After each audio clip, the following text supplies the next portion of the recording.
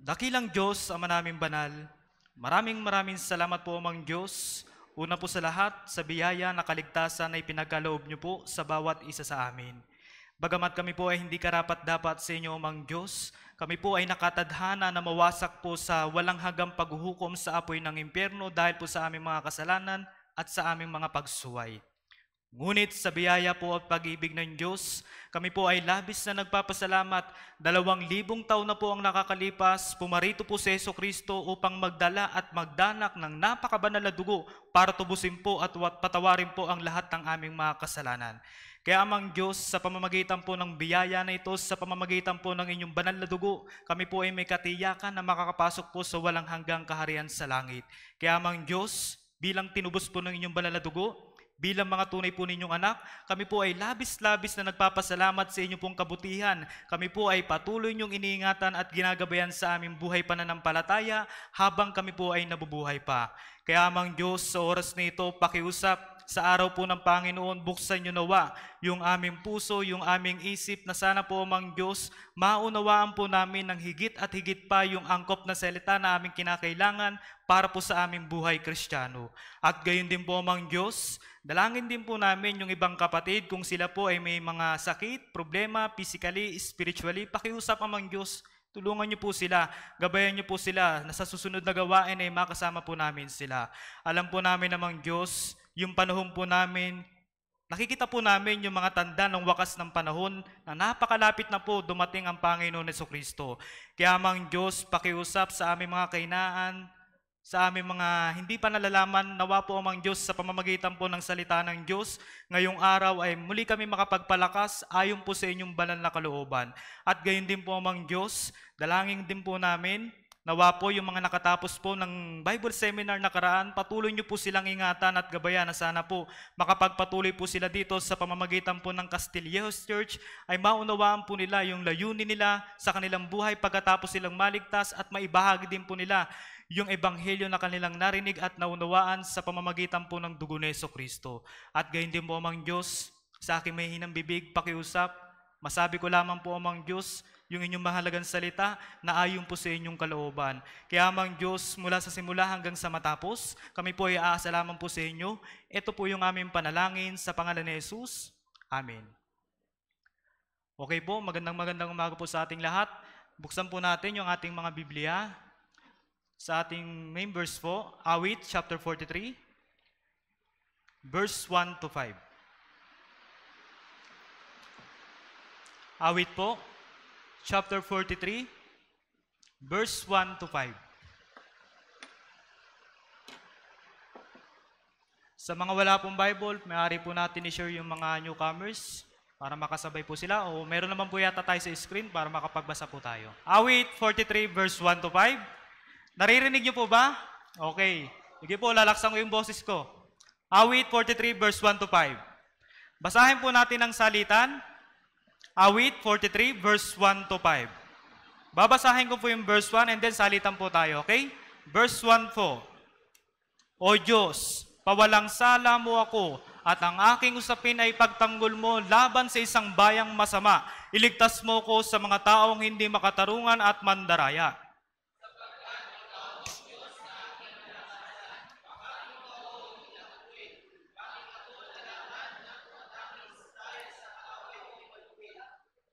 O suguin mo ang iyong liwanag at ang iyong katotohanan. Patnubayan nawa ako ng mga iyon, dahil dalhin nawa nila ako sa iyong banal na bundok at sa iyong tirahan.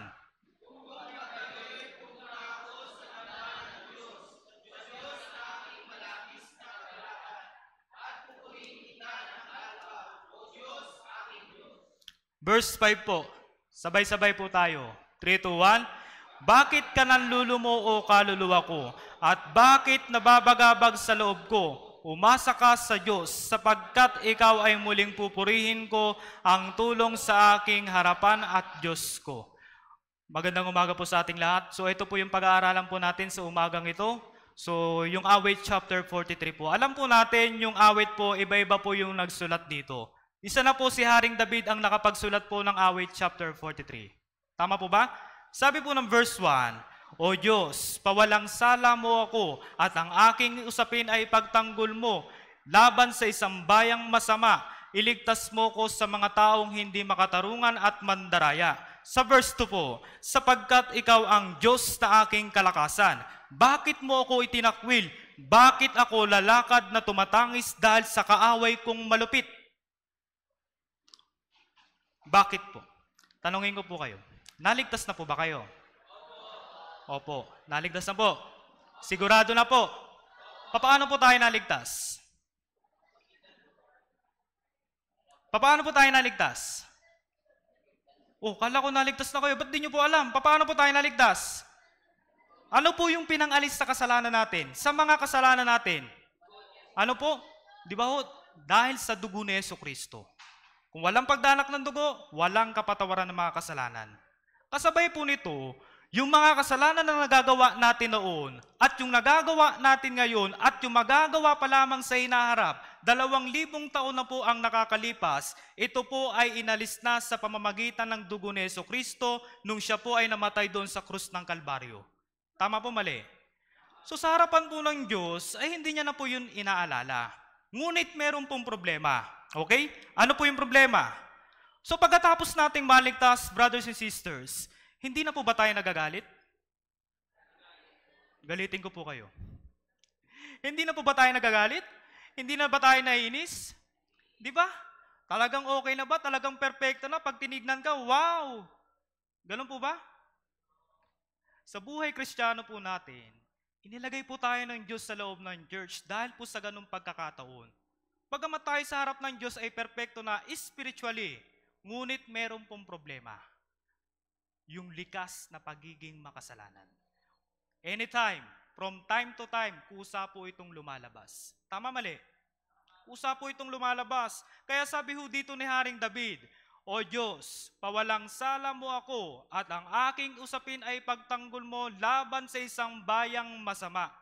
Dahil sa kasalanan po ito, nanghihina tayo. Dahil sa kasalanan po ito, nabibigo tayo. Nadidismaya tayo sa ating mga sarili. At dahil din naman sa kasalanang ito, nakikita din naman sa atin ng ibang mga tao na parang hindi naman tayo kaaya-aya bilang isang tunay na Kristiyano. Kaya ano po yung nangyayari? Inuusig nila tayo. Pinapahirapan nila tayo, sinasaktan nila tayo, kinukutya nila tayo. Bakit po? Dahil po dito sa pagiging likas na pagiging makasalanan. Ganon din po, yung pagiging likas na pagiging makasalanan natin, ito rin naman po yung ginagamit ni Satanas para ano? Para pabagsakin po yung ating buhay Kristiyano. Nagawa mo yung ganitong bagay, huwag ka nang umatin sa church. Nagawa mo yung ganitong bagay, Kristiyano ka ba talaga? Kagaya po ng nalalaman nyo, di ba, sa halaman ng Eden, tinukso po ng Diablo si Eva. Tama po ba? Ano yung ginawa niya kay Eva? Ano po? Di ba po? Tinukso niya po ito, nilinlang niya po ito, ginamit niya po yung pagkatuso sa harapan po ni Eva. Ano sabi? Sinabi ba talaga ng Diyos? Tama po ba? Ganon din po yung ginagawa sa atin ng Diablo. Kaya yung mga bagay po nito, ito rin naman po yung nararanasan po ni Haring David. Okay po? Sa harapan po ng mga kalaban ni Haring David, hindi po siya mabuting hari. Tama po ba? Ngunit gaya po ng alam natin, siya po yung basehan ng lahat ng mga hari sa bansang Israel. Sa hilagang Israel at sa timog Juda. Kaya sabi ho dito, sapagkat ang Diyos na aking kalakasan, bakit mo ako itinakwil? Bakit ako lalakad na tumatangis dahil sa kaaway kong malupit? So sino po yung mga kaaway natin? Evangelist, yung kapitbahay namin. Siya yun, siya. Sino po yung mga kaaway natin? Mga brothers and sisters, yung una po, yung sarili natin. Yung pangalawa, yung Diablo. Yung ikatlo, yung sanlibutan ito. Sa buhay Kristiyano po natin, habang tayo nabubuhay sa ating buhay pananampalataya, ito po yung mga kaaway natin. Sabi po dito, sapagkat ikaw ang Diyos na aking kalakasan. Sa dami po ng kahirapan natin sa mundong ito, dahil sa likas na pagiging makasalanan, meron pong isang bagay na ibinigay po sa atin ng Diyos. Di ba ho? Ano po yung kalakip ng kaligtasan na ibinigay po sa atin ng Diyos? Sabi po sa verse 4, di ho ba? Sa dami nating kahirapan sa mga kabila ng mundong ito, di ba? Sa kabila ng mahirap na sitwasyon. Sabi po sa verse 4, kung magkagayoy, pupunta ako sa dambana ng Diyos, sa Diyos na aking malabis na kagalakan. Mabilis po ba ako magsalita? Okay. Pasensyahan nyo na po, ano po? Ako'y kinakabahan. Baka maaga tayo matapos. So, yan po yung wakas ng lahat ng mga bagay para po sa isang tunay na Kristiyano. Di ba? Nabubuhay po tayo sa mundong ito na parang hindi kaaya-aya. Nabubuhay tayo sa mundong ito ng maraming kalungkutan, maraming kahirapan, maraming kapighatian. Ngunit, sabi po ng verse 4, kung magkagayoy, pupunta ako sa dambana ng Diyos. Ano po yung wakas ng lahat ng mga bagay? Papasok tayo sa langit. Tama po o tama? Marami tayong kahirapan. Marami tayong kapighatian. Pero ano po yung wakas ng mga bagay sa atin ng mga tunay na naligtas? Saan po? Ano po yung wakas ng bagay natin? Saan po tayo papasok? Sa langit. Di ba? Ngayon po, mahirap po tayo. Ngayon po, inuusig tayo. Ngayon po, kinukutya tayo. Ngunit, ano pa rin po yung wakas ng bagay? Papasok pa rin sa langit. Ang tanong po, kung ito na rin pala yung wakas ng bagay para po sa atin, may dahilan po ba para malungkot tayo sa mga negatibong bagay na nararanasan po natin? Sa lahat ng kahirapan, sa lahat ng kalungkutan natin, may dahilan po ba para malungkot tayo? Meron, wala? Ba't malungkot po kayo? Brothers and sisters, naintindihan niyo po yung sinasabi ng Biblia? Sabi po, kung magkagayoy, pupunta ako sa dambana ng Diyos. Nakuha niyo po? Bilang isang taong naligtas, bilang isang tunay na Kristiyano, ano po yung pag-asa po ninyo? Ano po? Tingnan niyo po yung sinabi ni Haring David. Sinabi niya po sa verse 1 at verse 2, napakarami niyang kahirapan, di ba? Dahil sa kanyang likas na pagiging makasalanan. Pagdating po sa verse 4, sabi niya po dito, kung magkagayoy pupunta ako sa dambana ng Diyos. Naunawaan niyo po? Hindi po kayo papasok sa langit. Papasok po kayo sa langit? Hindi. Papasok. Nakaganon. Ano po ba yung isang bagay na kailangan makapagpasaya sa inyo? Ano yung nais natin? Tingnan niyo po, halimbawa sa verse 1 at verse 2. Ang dami kong kahirapan, di ba? Iligtas mo ako sa mga taong hindi makatarungan, sa mga mandaraya, sa mga kahirapang nakapaligid sa akin. Kung magkagayo, bigyan mo ako ng limpak-limpak na salapi. Doon po ba tayo magiging masaya? Doon po ba tayo magiging happy? Ano po sabi ni Haring David? Kung magkagayoy, pupunta ako sa dambana ng Diyos. Ano po yung ibig sabihin nito? Yung wakas ng lahat ng mga bagay para po sa atin, para sa iyo, nabubuhay tayo sa mundong ito, sa dinami-dami ng kahirapan, parang ang lungkot-lungkot natin. Pero sa katunayan, dapat po ba tayong malungkot? Opo, naintindihan ko po, iba-iba po yung sitwasyon natin. Iba-iba po yung mga pinagdadaanan natin. Tama ho? Di ba yung iba may sakit, may mga naghihirap, may nasa kahirapan, pero dapat po ba tayong malungkot o hindi? Hindi po. Bakit po? Dahil yung wakas ng lahat ng mga bagay nito ay haharap at haharap pa rin po tayo sa Diyos. Tama po ba? Kaya sabi dito, sa Diyos na aking malabis na kagalakan. Ano po yung itinuturo sa atin ng talatang ito? Yung kagalakan. Naunawaan niyo po? Yung kagalakan. Kamusta po, brothers and sisters? Sa natitira pong buhay ninyo, bilang isang taong naligtas, bilang isang tunay na Kristiyano, meron pa rin po ba kayong kagalakan? Nagagalak pa rin po ba kayo? Kadalasan po, pag nagtatanong po ako sa mga brothers and sisters, hindi ko po tinitignan yung sagot nila. Ano po yung pinakamabuting sagot? Yung mukha mismo nila. Tama mali? Yung mata mismo nila. Yung mukha at yung mata mismo ng taong yun. Bagamat sabi nila, nagagalak po ako, pero hindi nila alam, may mga taong kayang basahin yung aura nila. Tama mali? yung kanilang muka, yung kanilang mata, alam niyo po yung bagay na yon? Di ba? Kaya nga minsan, may mga taong hindi sila nakakapagsinungaling sa harapan ng isang tao. Bakit po? Bakit po? Sinasabi po lahat ng mukha natin. Sinasabi po lahat ng mata natin. Tama o tama? Sabi nga po doon sa sanlibutan, yung mata natin, yan ho yung kaloob-looban ng puso natin. Naintindihan niyo po?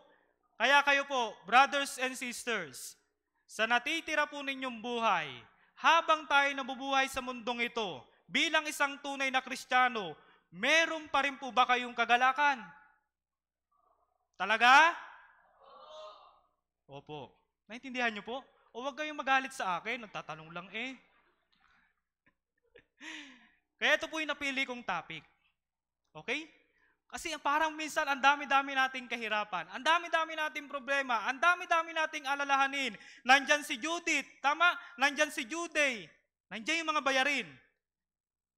Nandyan yung lahat ng bagay. Nandyan si kapitbahay, nandyan yung pamilya, nandyan yung asawa ko, nandyan si nanay na ayaw maniwala sa akin, nandyan yung asawa kong lasenggo. Nandyan yung lahat ng mga bagay na ito. Pero sabi ho sa atin ng Biblia, kung magkagayoy pupunta ako sa dambana ng Diyos, sa Diyos na aking malabis na kagalakan. Kaya ganun pa man po, ang wakas ng aking buhay ay patungo doon sa langit. Ngayon po, may dahilan po ba para malungkot tayo? Ito po yung itinuturo po sa atin ni Haring David. Naunawaan niyo po? Kaya ang pamagat po ng sermon natin ngayon, ang kagalakan ng buhay Kristiyano. Di ba po kapag linggo, may mga brothers and sisters kapag dumating sa church, papasok sila ng church. Di ba po meron yung iba talagang nakangiti. Pagpasok nila, meron naman blooming. Meron naman mukhang pagod na pagod. Yung iba, may sakit pero nakangiti pa rin, tama ho? Yung iba naman, halatang halata mo yung problema sa mukha niya. Yung iba naman, kala mo, kahaway niya lahat. Tama po ba? Pero tandaan po natin, ano po yung pinakalayunin ng buhay Kristiyano natin? Ano po? Ano po yung sinasabi sa atin ng Panginoon Jesucristo? Ano po yung sabi ni Apostol Pablo sa Filipos chapter 4 verse 4? Magalak kayong lagi. Muli kong sasabihin, magalak kayong lagi. Tama ho? Sabi rin ho sa unang Tesalonica chapter 5 verse 16, magalak kayong lagi. Ba't ayaw niyo pong umiti?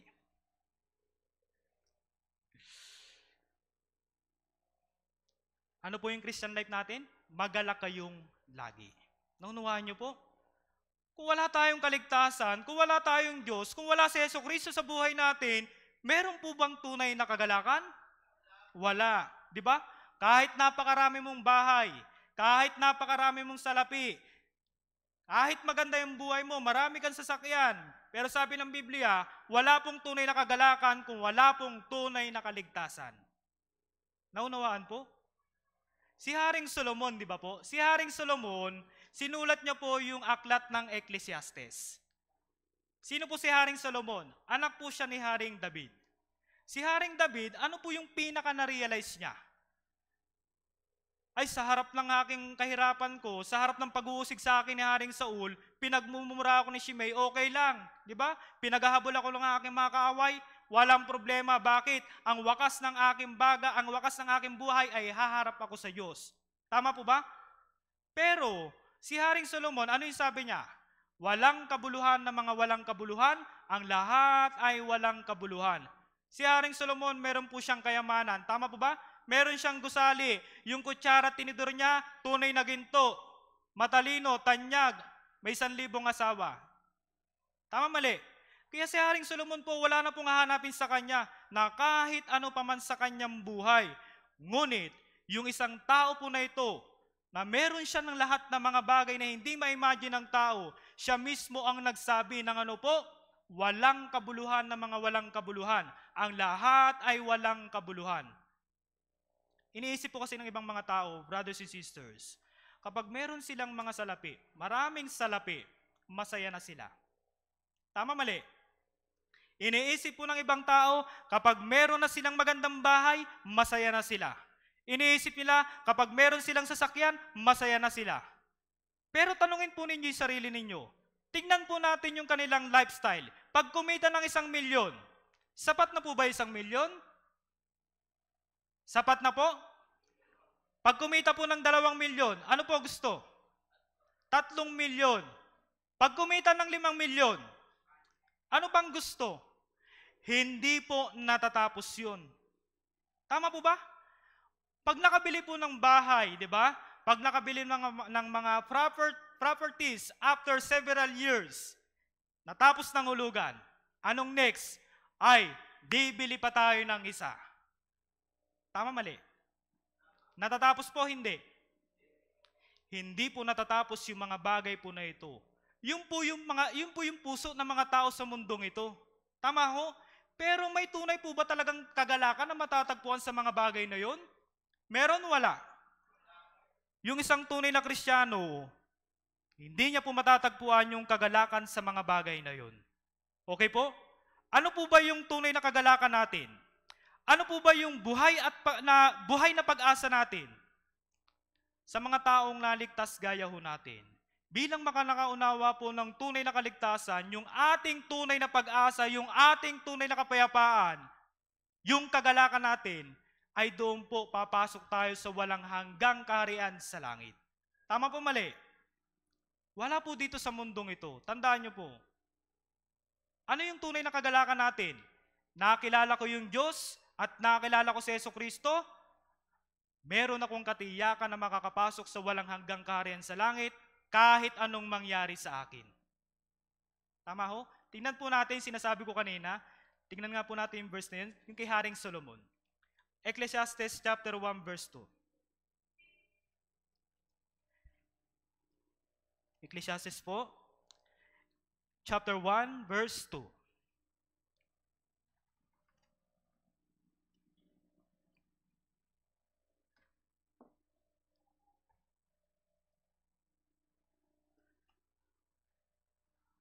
Ecclesiastes po, chapter 1, verse 2. Kung nakita po, okay lang po, makisuyo po, kayo po yung bumasa ng sabay-sabay at marahan. 3, 2, 1.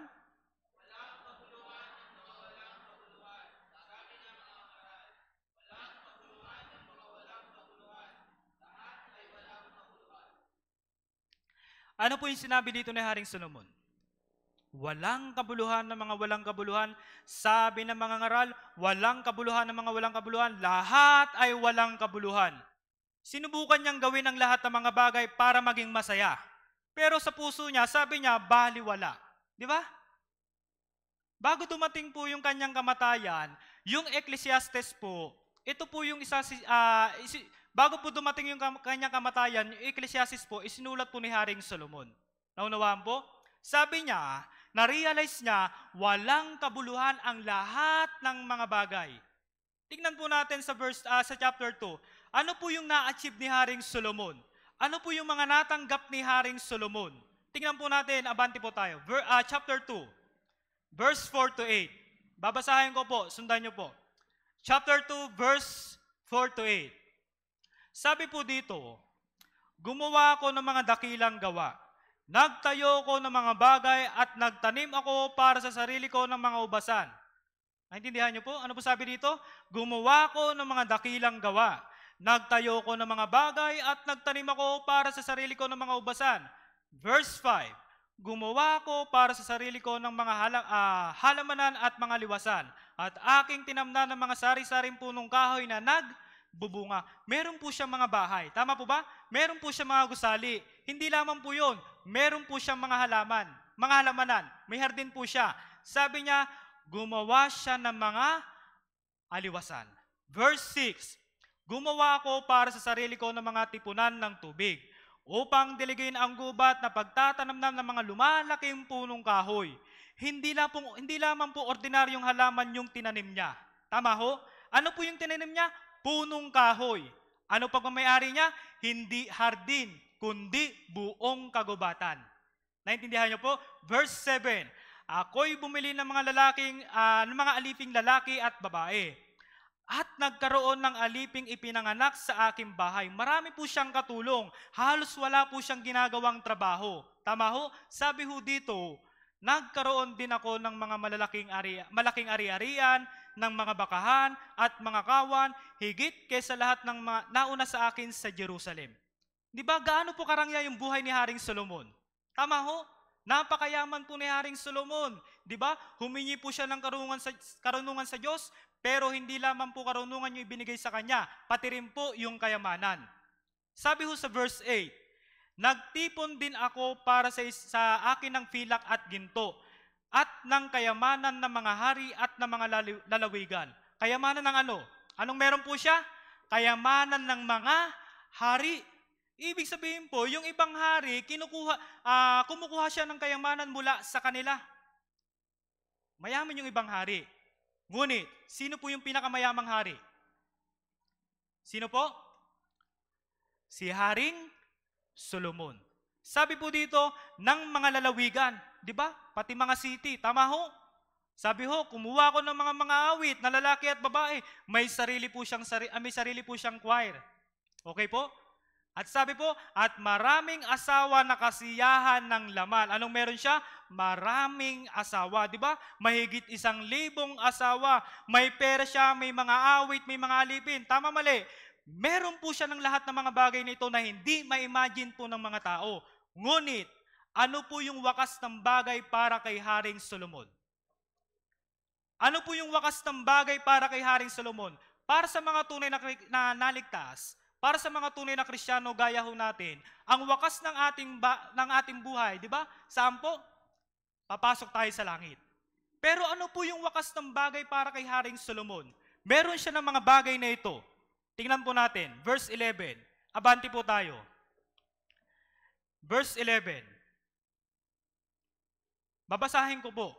Sabi dito, nang magkagayoy, binasdan ko ang lahat ng ginawa ng aking mga kamay, at ang pagpapagal ng aking ginugol sa paggawa nito, at muli, lahat ay walang kabuluhan at pakikipaghabulan sa hangin, at walang mapapakinabang sa ilalim ng araw. Ano yung sinabi ni Haring Solomon? At sa katapus-tapusan ng magkagayoy, minasdan ko ang lahat na ginawa ng aking mga kamay. Natanaw niya ang lahat ng mga bagay na kanyang ginawa. Pero, ano pong sabi dito? Ang lahat ay walang kabuluhan at nakikipaghabulan sa hangin. Sino po nakatry na dito na nakipaghabulan sa hangin?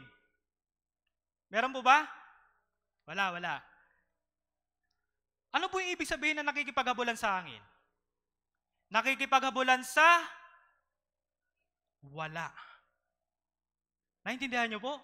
Takbo ka ng takbo pero wala ka namang hinahabol. Ano po yung ibig sabihin nito? Takbo ka ng takbo pero hindi mo yun maaabutan. Naintindihan niyo po? Kaya sabi ho rito, ang lahat ay nakikipaghabulan sa hangin at walang mapapakinabang sa ilalim ng araw. Bakit wala pong mapapakinabang? Bakit po? Kasi nga po, pagdating po ng wakas ng panahong ito, lahat ng mga bagay na nandito sa mundong ito ay magwawakas. Lahat ay masusunog. Lahat ay magiging abo lamang. Tama po ba? Kung wala pong Hesukristo, sa madaling salita po, sinasabi po sa atin ng Biblia, kung walang Hesukristo, tayo po ay kahabag-habag. Walang tunay na kaligayahan, walang buhay na walang hanggan. Di ba po, kahit gaanong karaming bahay, gaanong karaming sasakyan, kahit gaanong karaming salapi yung meron yung isang tao, ngunit kung wala po siyang tunay na kaligtasan, hindi po mahalaga yung mga bagay na nandito. Dahil ang lahat ay walang kabuluhan kung wala si Jesucristo sa buhay natin. Tama po ba? Kung walang tunay na kaligtasan. Kaya sabi ho dito ni Haring Solomon, nang magkagayon, minasdan ko ang lahat ng mga bagay na ginawa ko, lahat ng meron ako. Pero sabi niya, ang lahat ay walang kabuluhan. Kaya dito po, ano po yung realization po ni Haring Solomon? Sino po yung pinakamahalaga? Si Jesucristo. Si Jesus Christ. Buksan po natin. Verse 24. Abanti po tayo. Ecclesiastes chapter 2, verse 24.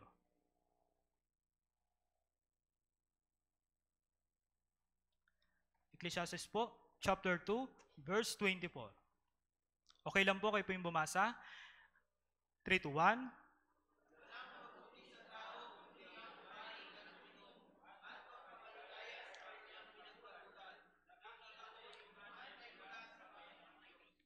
Ano po yung ibig sabihin po nito?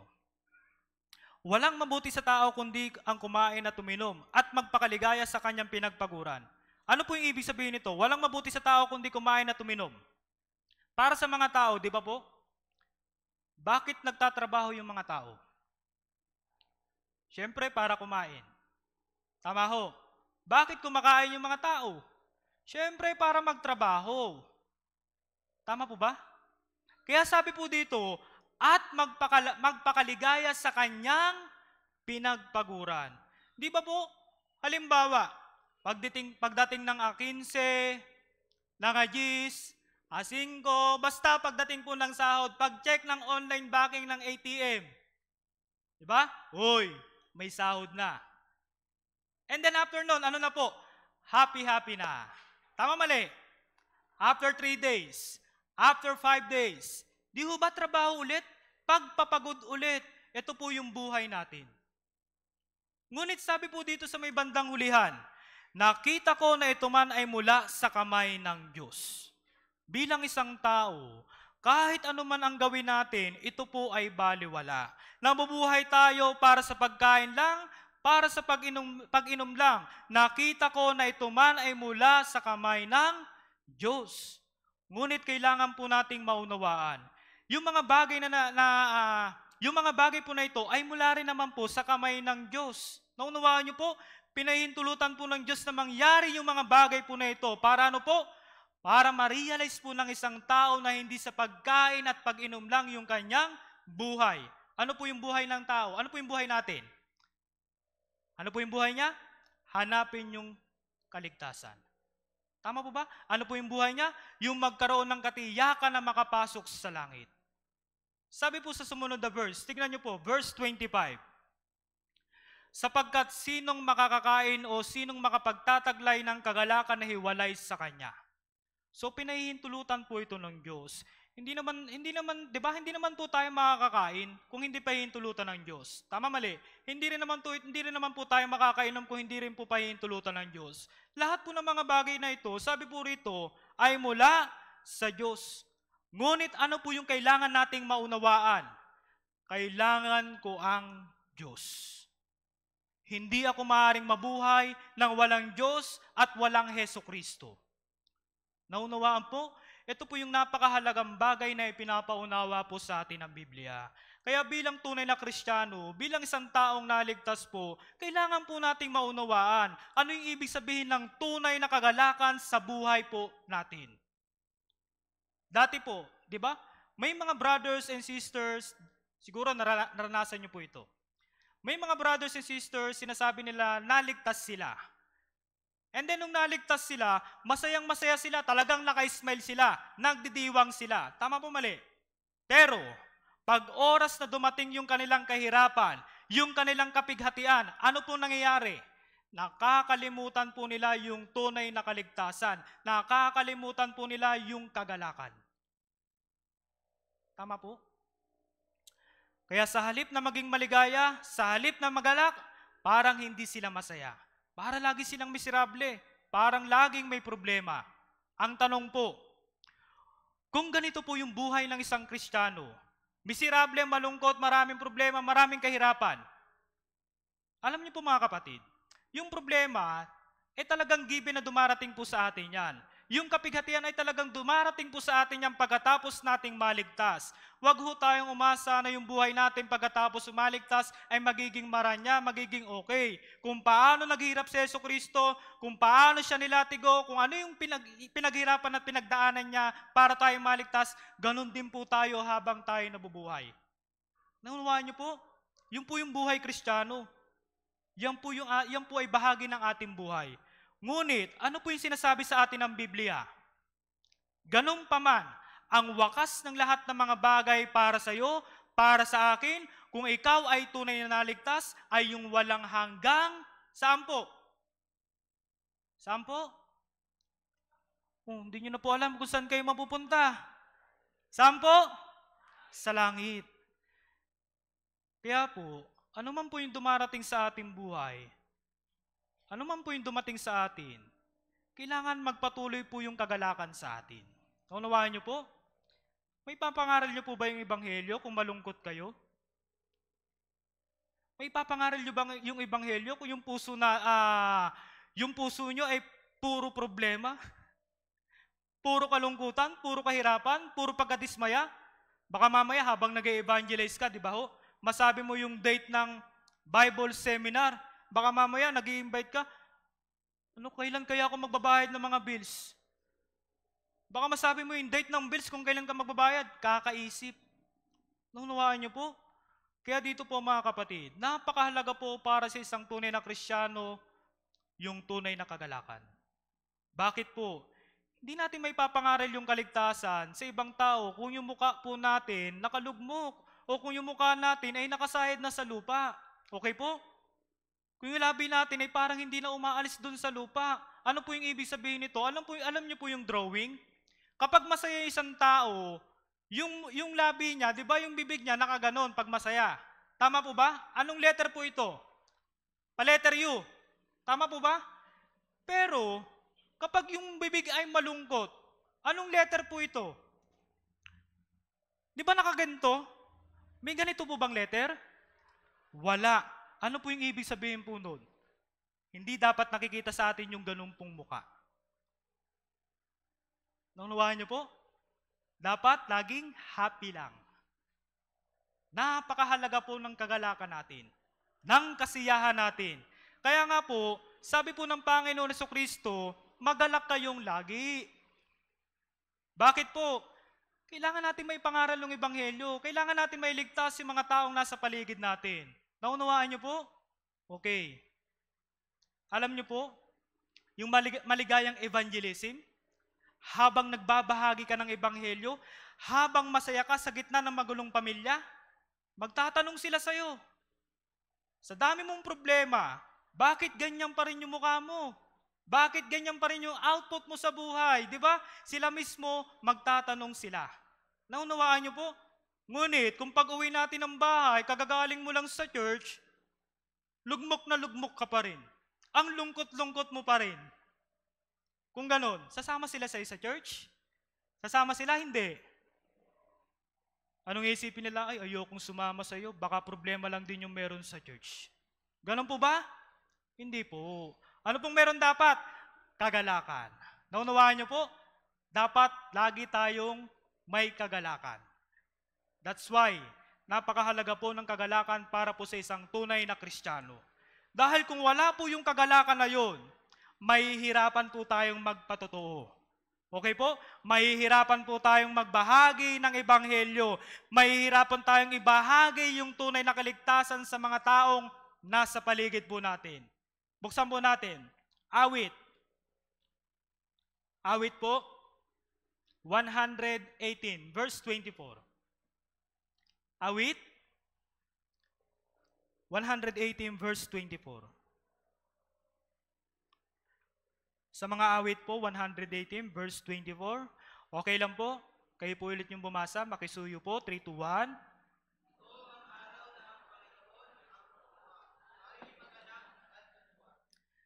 Ano po sabi? Ito ang araw. Ito ang araw na ang Panginoon ang gumawa. Tayo magalak at ano po yung ibig sabihin po nito? Ito po yung araw na naligtas ka. Ito yung araw na namatay po ang Panginoon Jesucristo doon sa krus. At nung namatay siya doon sa krus, nabayaran ang lahat ng ating mga kasalanan. Para po sa atin, di ba ho? Meron po tayong araw kung kailan natin narinig, naunawaan at sampalatayanan yung biyaya ng Diyos sa katotohanan. Meron din naman po tayong araw ng gumawa ng araw na yun para sa atin. Sino po yun? Ay ang Panginoon Jesucristo din naman. Nung araw po na namatay po ang Panginoon Jesucristo, di ba ho? Nalungkot yung maraming tao. Ngunit, para sa isang tunay na Kristiyano, tayo po'y magalak at matuwa. Bakit po? Dahil yung araw na yun po yung araw na nakapagpalaya sa ating mga kasalanan. Tama po ba? Napalaya na po ba kayo sa kasalanan? Nabayaran na po ba yung kasalanan ninyo? Nung araw din po na narinig natin at naunawaan po natin at ating sinampalatayanan yung katotohanan, yun din po yung eksaktong na dapat tayong magalak at matuwa. Yung araw na naligtas po kayo, nagalak po ba kayo? Natuwa po ba kayo? Opo. Opo. Dapat lagi po tayong magalak at matuwa. Naunawaan niyo po? Meron po ba kayong araw na yon? Meron, wala? Kung kailan po kayo naligtas, kung kailan po tayo na born again, spiritual birthday, kailan po yon? Yung iba, wala. Kailan po yon? Okay. Sabi dito, tayo magalak at matuwa. Para sa isang born again Christian, nung araw na po tayo naligtas, yung araw na nabuksan po yung ng Panginoon Jesucristo yung ating mga puso, para sa isang born again, ito po yung araw na tinubos po tayo ng ating Panginoon Jesucristo. Ito po yung araw na makakapasok tayo sa langit. Tama po ba? Talagang meron po ba yung araw na yon? Yung iba kasi ayaw magsalita eh. Meron, wala? Meron. Kailan po? O bakit malungkot po kayo? Meron po bang dahilan para malungkot? Naunawaan niyo po? Di ba? Bakit may mga Bible seminar po tayo? Kahit walang schedule, minsan meron. Bakit po? Bakit napakarami po nating mga ganito? Bakit? Para paulit-ulit ipaalala sa atin na meron po tayong araw kung kailan po ibinigay ng Panginoon Jesucristo yung kanyang buong buhay para po sa atin. Di ba? Na siya yung nagsakripisyo para sa ating lahat, para sa ating mga kasalanan. Meron din po tayong araw kung kailan natin narinig at naunawaan yung bagay po na ito. Napakagandang balita po ito. Halimbawa. Yung mga mag-asawa, di ba po? Halimbawa sa mga mag-asawa dito, pag nalulungkot po kayo, o kapag may problema po kayo, ano po yung tinitignan ninyo? Sa mga mag-asawa, halimbawa, nag-away kayo, may kalungkutan po kayo, ano po yung tinitignan ninyo? Wala? Hihintayin niyo si Kuya Will? Ano po yung hinihintay ninyo? Ano po yung tinitignan ninyo? Di ba yung mga mag-asawa, pag minsan nag-aaway, binabalikan nila. Ay, yung kabataan namin, ang sweet-sweet namin. Tama? Tinitignan yung photo album, yun yung uso dati, di ba ho? Pero ngayon, ano po? Photo album na ng Facebook. Tama, mali? Yun na po yung uso. Kaya kapag nabalikan yung mga album, di ba? Ay, ang saya-saya nung anniversary namin. Bati na kaya kami. Kahit magkaaway, pag tinignan mo yung alaala, yung magagandang alaala, di ba? Mabuting alaala, di ba? Nakakapagpaluwag po sa puso. Tama, mali? Kahit gaano kabigat yung kahirapan, yung problema ng mag-asawa, ngunit kapag tinignan yung dating larawan, yung dating alaalang masaya, bumabalik yung kagalakan. Tama o tama? Bakit parang ayaw po ninyo?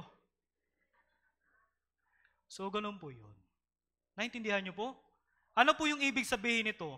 Sa buhay Kristiyano din po natin, ganun din naman po. Malinaw po na sinasabi ng Apocalypse chapter 2 na kung lahat tayo merong kalungkutan at mga kahirapan, meron tayong pagkakamali, kailangan po natin balikan yung unang pag-ibig. Alalahanin yung unang pag-ibig kung papaano tayo iniligtas ni Jesucristo. Tandaan po, yung mga Bible seminar po, hindi lang po ito para sa mga bago. Okay po? Ito po'y para sa lahat.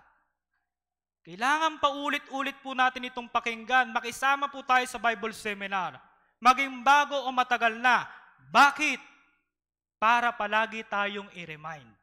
Naunawaan niyo po kung ano yung napakadakilang biyaya at regalo na ibinigay sa atin ng Diyos. Naintindihan niyo po? Kailan po ba natin may papakita na tunay yung biyaya na tinanggap ko mula sa Diyos? Kailan po ba natin may papakita na yung buhay na pag-asa na ibinigay sa atin ng Diyos? ay talagang tunay at buhay na pag-asa. Kailan po? May papakita niyo po ba yun? Kapag malungkot? Hindi po. Kailan po natin may papakita yon? Pag nagagalak. Pag naka-smile. Tayo nyo mag-smile. Ako, kanina pa ako nakangiti dito. Di ba po? Pag nagagalak, pag naka-smile. Buksan po natin. 1 Pedro chapter 1 verse 8. 1 Pedro po, chapter 1, verse 8. Sabi dito, babasahin ko po. Sabi dito, hindi ninyo siya nakita, gayon may inyong iniibig. Bagamat ngayon ay hindi nyo siya nakikita, gayon may inyong sinasampalatayanan, at kayo'y nagagalak na may galak na hindi maipaliwanag at puspos ng kaluwalhatian. Ano po sabi dito? Bagamat ngayon ay hindi nyo siya nakikita, gayon may inyong sinasampalatayanan. Tama po ba? Hindi pa po natin nakikita ang Panginoon Jesucristo. Tama po? Hindi pa po natin nakikita yung Diyos. Ngunit, nakita po natin ito sa pamamagitan po ng ating mga puso. Kaya nung marinig po natin at maunawaan po natin yung dakilang ginawa para po sa atin, sa pamamagitan po nun, sumampalataya po tayo. Kaya sabi dito, gayon may inyong sinasampalatayanan, kung kayo'y nananampalataya, talagang meron tayong tunay na pananampalataya, kayo'y nagagalak na may galak na hindi may paliwanag at puspos ng kaluwalhatian. Paano talaga malalaman na meron tayong tunay na pananampalataya? Paano malalaman na natanggap natin yung biyaya ng Diyos? Ano pong sabi dito? Kung kayo'y nagagalak na may galak na hindi maipaliwanag. Paano po kayo nagkaroon ng kagalakan na hindi maipaliwanag? Paano po? Halimbawa po, di ba? May isang bagay ka na talagang sa buong buhay mo, gustong-gusto mo siyang makuha.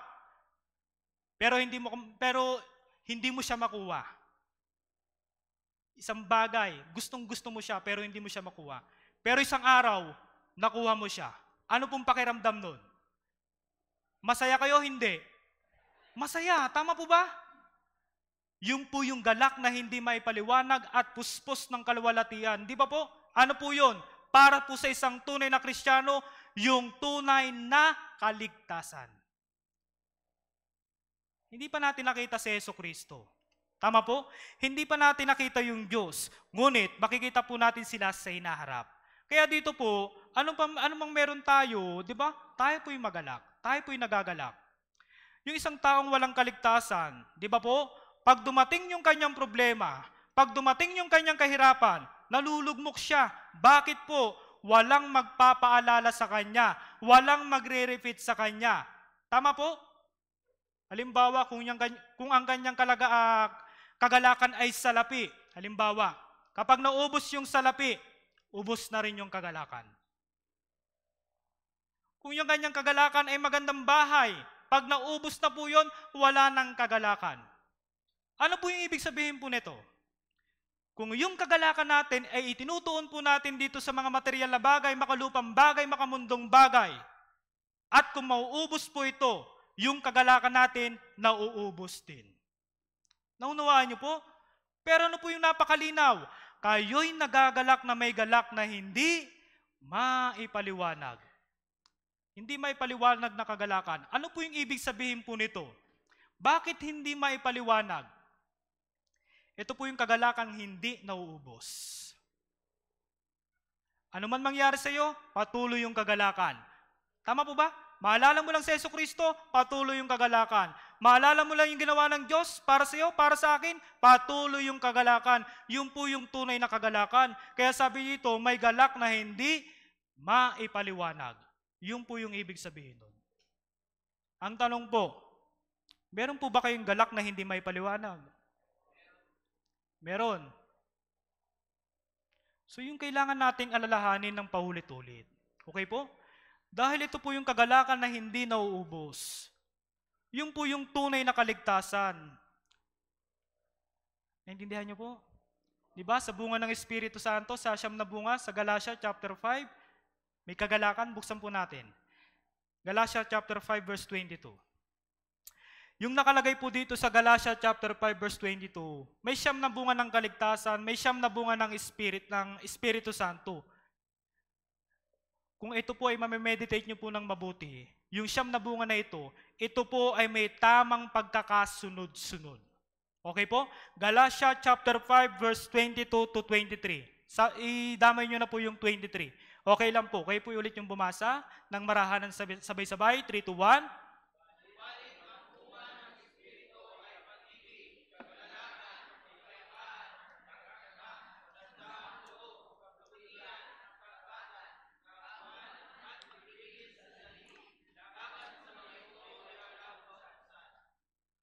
Tignan nyo po, pinakaunang bunga ay pag-ibig.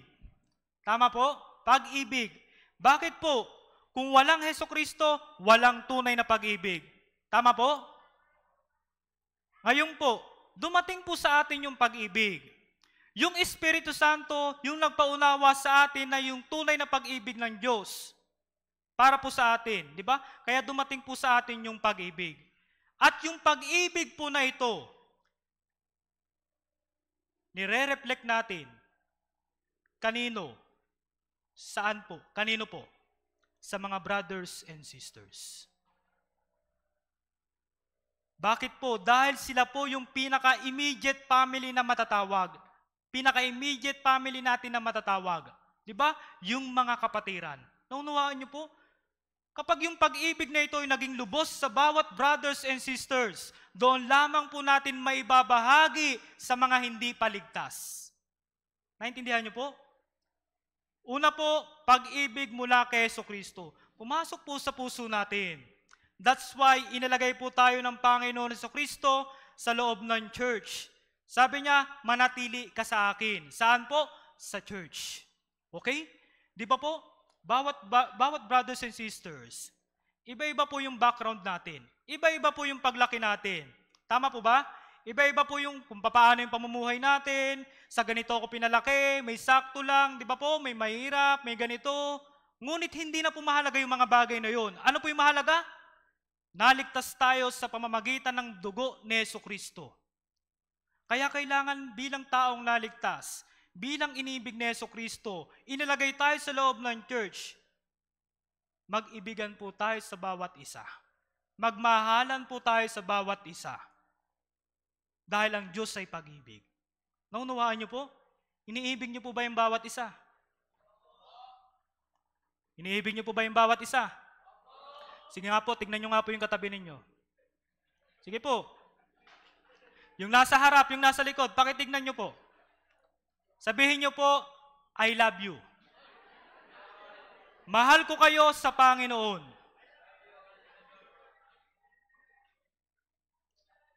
O yung mga youth, ay nasabihan ko rin siya ng I love you, hindi ho ganon. Spiritually, magkakapatid. Naunawaan niyo po? Mag-ibigan sa isa't isa. So dapat, magmahalan po tayo sa bawat isa. Hindi yung iibigin mo lang kung sino yung taong gusto mo lang. Okay po? Sinabi po ba ni Jesus sa atin, ay siya lang yung ibigin ko, ayoko sa'yo. Ganun po ba yung sinabi ni Jesus? Hindi po, lahat po tayo inibig ni Jesus. Tama ho? Nung sinaktan ba si Jesus, nung nilatigo siya, nung ipinako po siya sa krus, gumanti po ba siya? Hindi po. Kaya dapat ho tayong magpatawaran sa isa't isa. Sabihin niyo po, pinatawad na kita, patawarin mo ako. Sige po. O parang ayaw niyo po.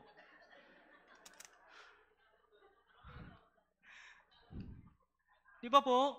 Kung paano tayo pinatawad ni Jesucristo, dapat ho, magmahalan ho tayo sa isa't isa. Okay?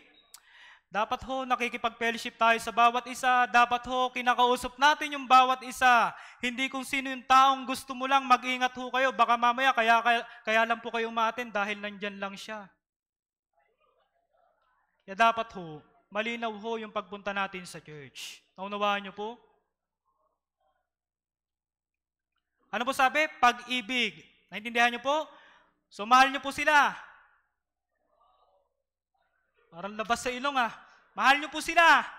Opo. So pagkatapos po ng pag-ibig, anong next? Kagalakan. Di ba po? Tingnan niyo po. Tingnan niyo po ulit yung katabi niyo. Sige po. Yung nasa paligid. Sabihin niyo po, I love you.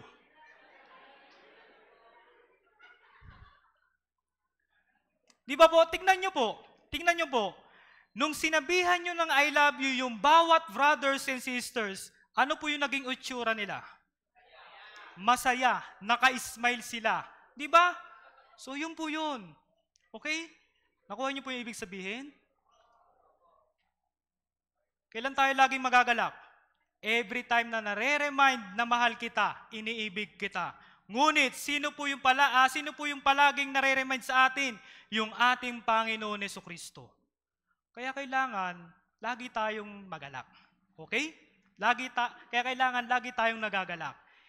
Tingnan nyo po, marinig nyo lang yung salitang mahal kita sa Panginoon, naka-smile sila, di ba? Masama, sinabihan mo ng I love you. I love you. Yun yung problema.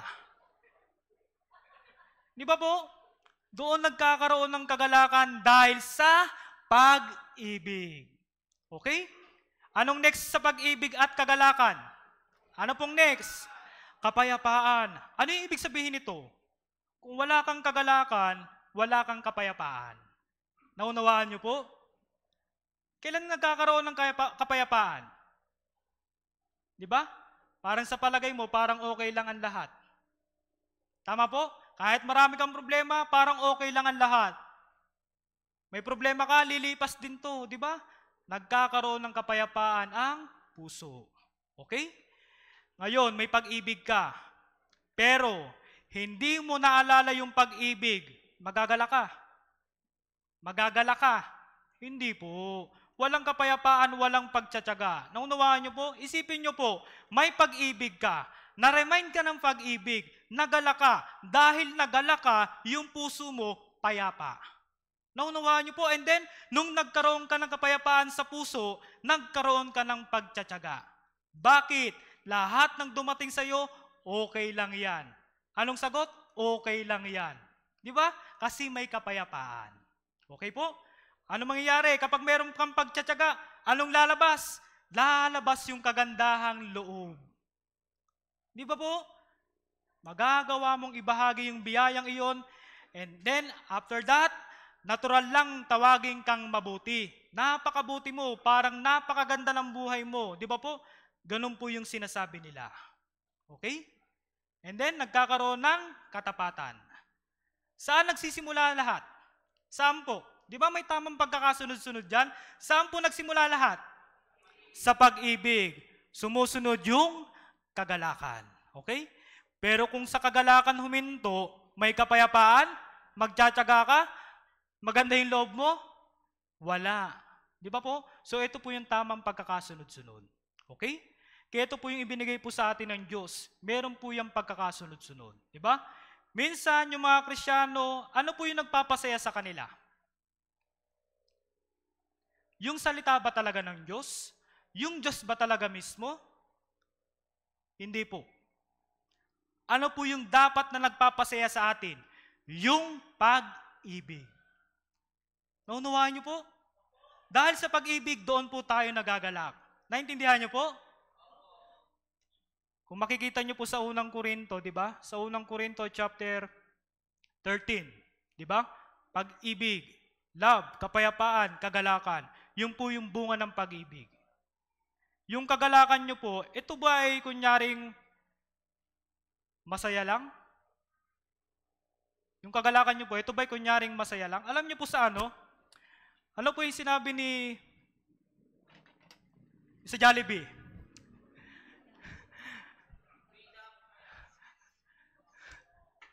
Putol. Sorry po.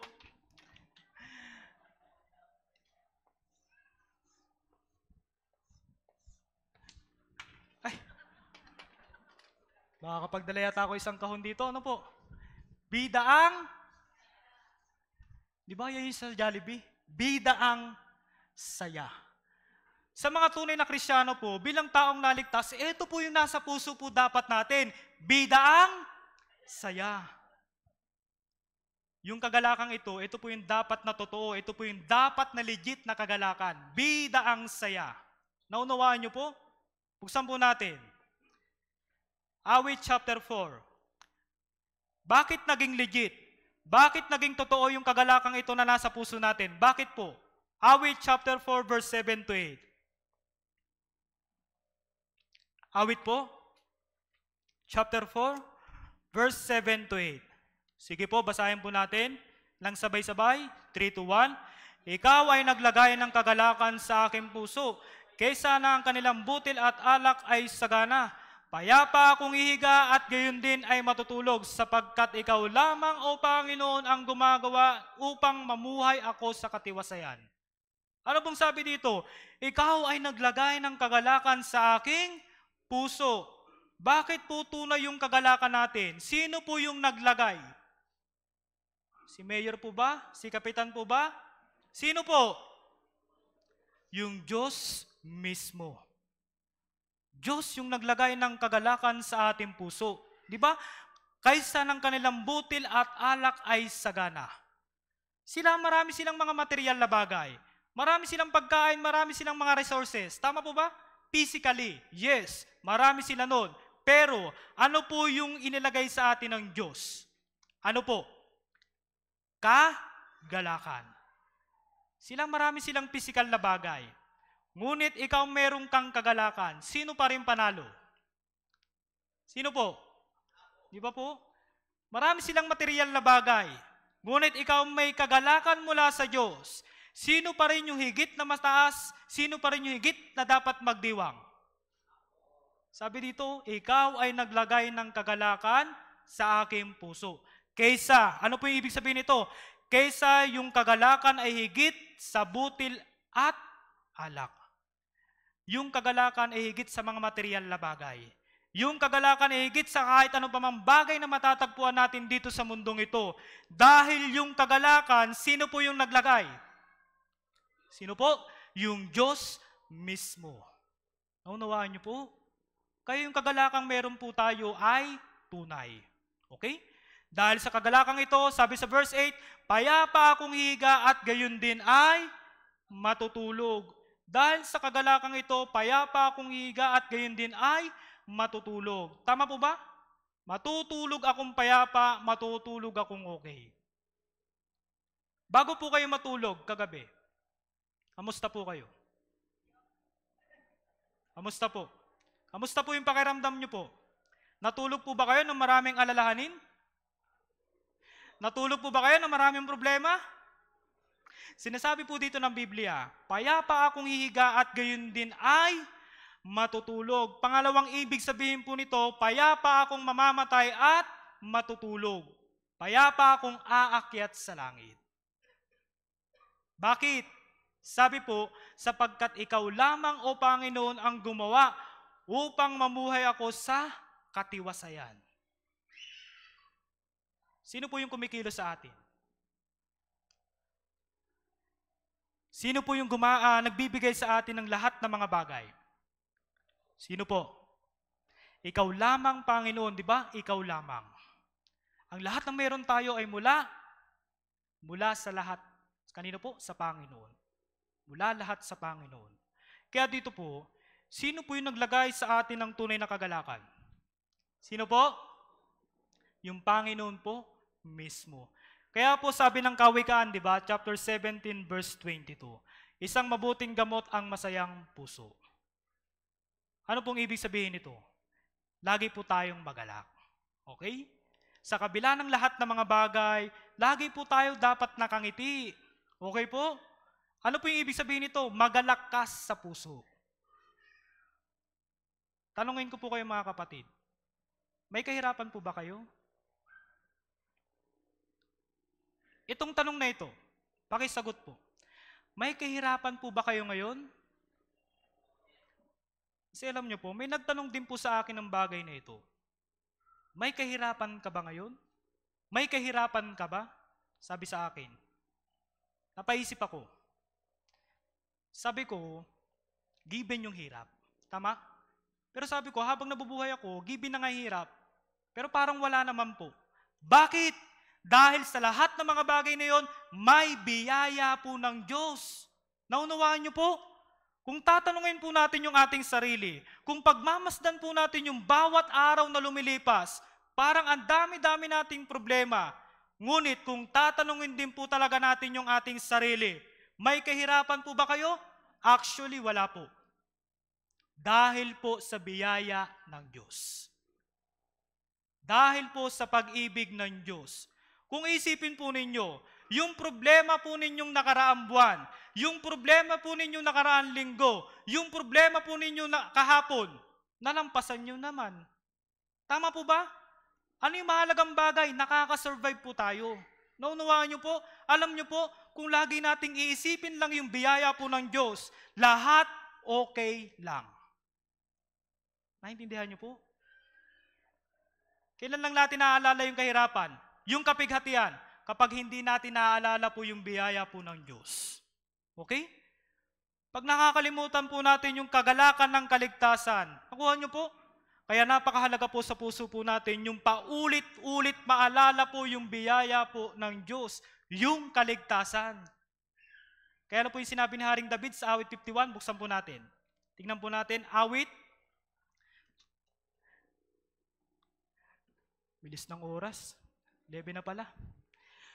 Sige po, awit po.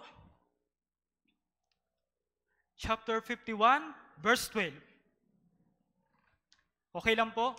Kayo po ulit yung bumasa ng sabay-sabay at marahan. 3, 2, 1.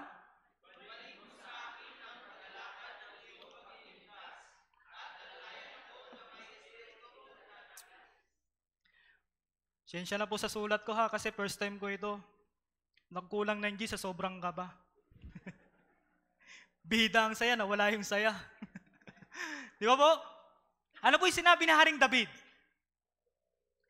Ibalik mo sa akin ang kagalakan ng iyong pagliligtas at aalalayan ako ng may espiritong nagnanais. Sabi dito, ibalik mo sa akin ang kagalakan ng iyong pagliligtas. Bakit ibalik? Natural po, minsan nawawala po yung kagalakan. Pero yung kaligtasan, hindi nawawala. Tama po ba? Bakit? Sa dinami-dami po nating alalahanin, nagkakasala ka, nagkakamali ka, napapatungan po yung kagalakan. Okay? Kaya sabi dito, ibalik mo sa akin ang kagalakan ng iyong pagliligtas. Kung iisipin po natin, yung araw na naligtas po tayo, biyaya ng Diyos. Naunawaan niyo po? Yung araw na nakakasurvive po tayo, araw-araw, ito po ay lahat ay biyaya ng Diyos.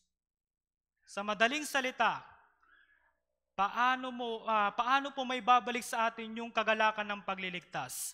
Sabi po, aalalayan ako ng may espiritong nagnanais. Kaya pinakauna po, kailangan magkaisa po tayo na makita po ulit yung biyaya po ng Diyos. Naunawaan po, alam nyo po, napakapalad ho natin, brothers and sisters. Kung ikukumpara po natin yung ating sarili sa ibang tao, di ba? Ikaw ligtas ka, sila hindi pa ligtas. Pag namatay ka, saan ka mapupunta? Yung mga taong wala pang tunay na kaligtasan, saan sila mapupunta? Di ba po kung ganun, dapat po ba tayong malungkot? Kaya yun po yung isang bagay na hindi nakikita ng mga Kristiyano. Okay po? Ano lang yung nakikita ng ibang Kristiyano? Ano po? Yung sitwasyon lang ngayon. Naunawaan nyo po? Kaya sa mga Kristiyano, sa mga naligtas, gaya ho natin, yung po yung kinakailangan na nasa puso natin palagi, yung biyaya ng Diyos, yung kaligtasan. Okay? Sabi ng iba, evangelist, hindi mo kasi kami naiintindihan. Masasabi mo lang yan kasi hindi mo nararanasan. So pare-pareho po tayo ng pinagdadaanan. Pare-pareho lang po tayo ng kahirapan na dumarating. Di ba? Yung kahirapan na yan ay ayon sa pananampalataya na meron ka. Naintindihan niyo po? Kung isipin mong mabigat, wag po nating husgahan yung kabigatan ng iba. Nakuha niyo po? Ano yung pinakamahalagang bagay? Tulungan sila na makaalpas. Okay po? Tulungan mo rin yung sarili mo na makaalpas. Paano? Alalahanin mo yung kagalakan ng Diyos. Naintindihan niyo po? Huwag po natin isipin, di mo kasi kami naiintindihan, wala ka sa sitwasyon namin. Sa ibang Kristiyano, ito po yung sinasabi nila. Kaya sa atin po, huwag po natin sabihin yung ganung bagay. Okay po? Bakit? Lahat po tayo ay may kahirapan. Yung mga minister may kahirapan. Yung mga leader may kahirapan. Yung brothers and sisters, lahat po tayo ay may kahirapan. Saan tayo nagkakaiba? Paano mo yun hinaharap? Tama po? So pare-pareho po tayo ng may kagipitan, may problema, kahirapan. Ano yung pinakamahalagang bagay? Paano mo ito hinaharap? Okay? Hinaharap mo ba ito na may malungkot na puso? O hinaharap mo ito na may kagalakan mula sa puso? Talaga? Kasi kung hinaharap natin ito na may kagalakan sa Diyos, lilipas din po yan. Okay po? Yan yung kailangan nating maunawaan. Wala kaming ganito, wala kaming ganyan. Hindi, lagi po tayong meron. Dapat lagi po tayong positive. Bakit? Dahil buhay po yung Diyos. Naunawaan niyo po, buhay yung Diyos, makapangyarihan yung Diyos, kumikilos yung Diyos para po sa atin. Okay? Yung mga tao sa paligid natin, yes, may kahirapan sila. O minsan, masaya sila. Pero isang bagay yung sigurado, yung kagalakan mo ay totoo. Tama po? Yung sa kanila o magalak sila ay hindi. Nakuha niyo po? Pag naghirap ka, hindi pa yun yung katapusan para sa'yo. Yung katapusan para sa'yo, saan po? Saan po? Sa langit. Tama po ba? Okay. So yun po yung kailangan nating isipin. Buksan po natin, sige po, bibilisan ko na lang, Roma chapter 5, verse 2 to 3. Roma po, chapter 5, verse 2 and 3. Sabi dito, sa pamamagitan niya ay nakalapit tayo sa biyayang ito na ating pinaninindigan at nagagalak tayo sa pag-asa ng kaluwalhatian ng Diyos. Verse 3, at hindi lamang gayon, kundi nagagalak rin tayo sa ating mga kapighatian sa pagkaalam ng kapighatian ay nagbubunga ng pagtitiis. Si Apostol Pablo, kung susumain po natin yung kanyang buhay ni Apostol Pablo, napakarami niya pong kahirapan ng kanyang buhay. Tama po ba? Siguro lahat po ng kahirapan ay naranasan po ni Apostol Pablo. Pero ano pong sabi niya? Sabi niya, sa pamamagitan niya ay nakalapit tayo sa biyayang ito na ating pinaninindigan at nagagalak tayo sa pag-asa ng kaluwalhatian ng Diyos. Ano po yung kagalakan natin? Yung pag-asang ibinigay sa atin ng Diyos. Sabi po sa verse 3, at hindi lamang gayon, kundi nagagalak rin tayo sa ating mga, sampo, kapighatian. Di ba po? Saan po dapat tayo magalak? Saan po? Sa ating mga kapighatian. Okay po? Kung may kapighatian ka, mas lalo kang magalak. Kung wala kang kapighatian, doon ka malungkot. Bakit po? Sabi po dito, sa pagkaalam na ang kapighatian ay nagbubunga ng pagtitiis. Yung kapighatian, nagtuturo sa atin ito kung sino si Jesucristo. Okay po? Yung kapighatian, ito yung nagtuturo sa atin ng karanasan na makasama si Jesucristo. Kapighatian, nagtuturo sa atin na umasa lang po sa Diyos. Okay? Kapighatian, ito yung mga bagay na napakahalaga na dapat po nating matamo. Di ba? Bakit? Sa pamamagitan po nito, lalago po tayo sa ating buhay Kristiyano. Okay? Hindi ka po lalago kung wala kang kapighatian. So mga kapatid, wag po natin takbuhan yung mga kapighatian. Wag po nating takbuhan yung mga problema. Ano po yung dapat nating gawin? Harapin po ito ng may kagalakan, may pagtitiis. Naunawaan niyo po? Sabi po dito, at hindi lamang gayon, kundi nagagalak rin tayo sa ating mga kapighatian. Ano yung dapat natin maramdaman sa kapighatian? Ano po? Kagalakan. Okay po? So pag may problema ka, dumaan ka sa kalye o saan ka dumaan, kapag nagagala ka, nakangiti ka, nakita ka ng mga tao, ay, okay lang po yun. Anong mahalaga doon? Masaya ako kasi kasama ko ang Diyos. Naunawaan niyo po? May kahirapan ako, may karanasan ako na makilala ng higit kung sino yung tunay na Diyos. That's why, di ba, si Apostol Pablo, sa kabila ng kanyang mga kahirapan, anong sabi niya? Magalak kayong lagi. Nagawa niya pong isulat yung bagay na yun. Okay? Iba po tayo sa hindi mananampalataya. Nagdurusa po tayo, ngunit nagagalak pa rin po tayo. Nagagalak rin po ba kayo pag may pagdurusa kayo? Kaya sana po sa buhay Kristiyano po natin, sa natitira po natin buhay, anuman po yung sitwasyon po natin, mahirap man ang buhay, maraming problema, maraming pag-uusig, dapat pa rin po tayong magalak. Okay po? Bakit? Dahil ang wakas ng lahat ng mga bagay para sa akin, para sa iyo, ay yung walang hanggang kaharian sa langit. Tandaan nyo po, yung mga pinagdadaanan natin dito, yung pagluha, yung pagdadalamhati, yung mga sakit, kahirapan, pag-akyat natin sa panibagong langit at panibagong lupa, doon sa kabilang buhay, wala na pong ganun. Naunuhan niyo po?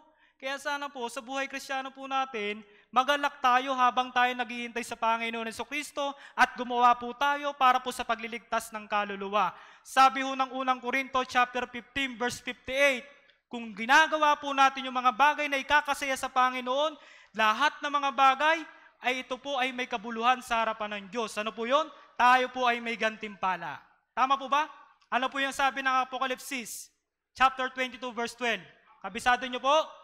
Sige nga po, 3, 2, 1.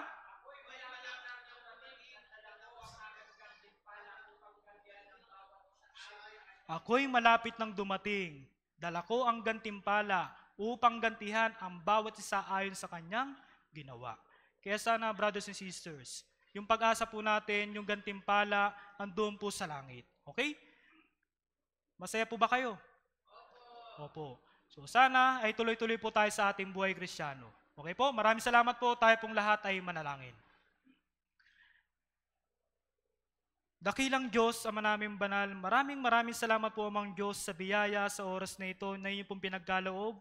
Ngayon po, Amang Diyos, sa amin pong narinig at naunawaan sa pamamagitan po ng inyong banal na salita, pakiusap, Amang Diyos. Nawa po yung kagalakan na aming narinig at naunawaan yung buhay na walang hanggan. Nawa po hanggang sa aming pamumuhay, hanggang sa ikalawang pagdating po ni Jesucristo. Sana po, Amang Diyos, madala po namin ito hanggang sa walang hanggang kaharian sa langit. Kaya gayon din po, Amang Diyos, dalangin ko rin po yung mga paparating po namin na Bible Seminar dito po sa Castillers Church, yung mission po doon sa Bohol. Dalangin ko po, Amang Diyos, nawa po, bigyan niyo po ng pagkakaisa yung bawat brothers and sisters na sana po ay maibahagi po ng tiwasay at maraming kaluluwa po ang maligtas sa pamamagitan po ng pangangaral namin ng Ebanghelyo. At gayon din po, Amang Diyos, dalangin ko rin po si Pastor Fart at yung kanyang pamilya, nawa po, Amang Diyos, nawa po ay mapanatili nyo pa rin po yung kalakasan sa kanilang physically, spiritually, upang sa gayon patuloy po ang pangangaral ng Ebanghelyo. At gayon din po, Amang Diyos, yung bawat brothers and sisters na nandito po sa Castillers Church, nawa po mas lalo po namin mapalaganap yung Ebanghelyo sa lahat ng aming nasasakupan. Kaya, Amang Diyos, yung kagalakan sa aming puso, nawa po may ipakita po namin ito sa mga taong hindi pa naliligtas. Kaya, Amang Diyos, yung mga bagay po na ito ay hindi po namin magagawa kung wala po yung inyong pagtulong at paggabay sa aming buhay sa araw-araw. Muli, Amang Diyos, maraming salamat po sa bayayang ito. Ito po yung aming panalangin sa pangalan ni Jesus. Amen. Maraming salamat po.